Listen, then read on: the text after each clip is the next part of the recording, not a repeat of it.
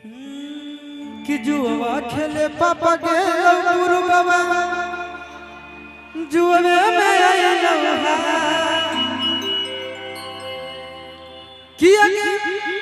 कि अरे आज भर मजा ले ले बिस्तर के काले करतौ रजिस्टर भाता। लड़की कह रही है कि मेरा शादी सेट हो गया है बाबू। हेलो चेक हेलो बस फर्स्ट एंड लास्ट यहीं तक मामला खत्म करो। कि जुआ खेले पापा गेलो पुरु बाबा और जुए में आइलो अरे आज भर मजा ले ले बिस्तर के काले करतौ रजिस्टर भात।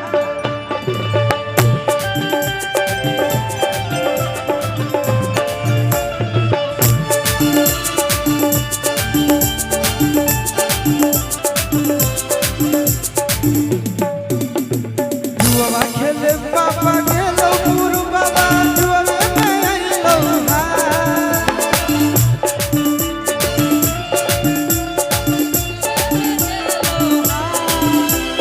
जुआ खेले पापा गेलो गुरु बाबा जुए में आइलो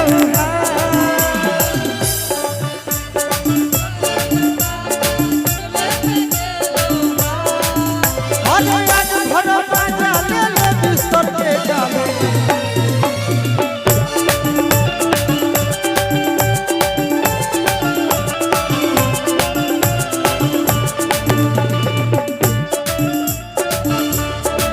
वादा करके भूल जाते हो।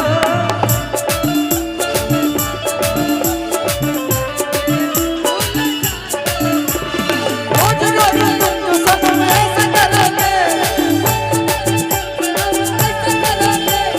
हम रूठ जाएंगे तो हंस करोगे। तुम तो धोखेबाज हो वादा करके भूल जाते हो।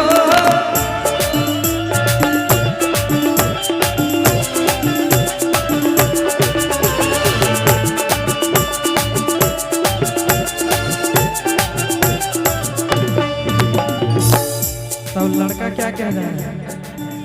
अगर धन के लोभी रहो तोर पापा अगर धन के लोभी रहो तोर पापा आइलो ना मन में खाया।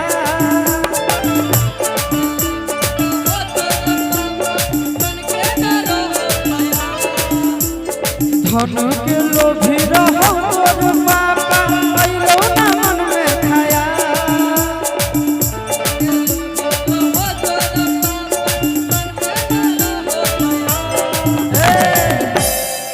बड़ा प्यारा लाइन है यहाँ पे इसीलिए बंद करवा दिया कि अगे अब मजा लेबो तो सिस्टर से करबो रजिस्टर पर्सनल में।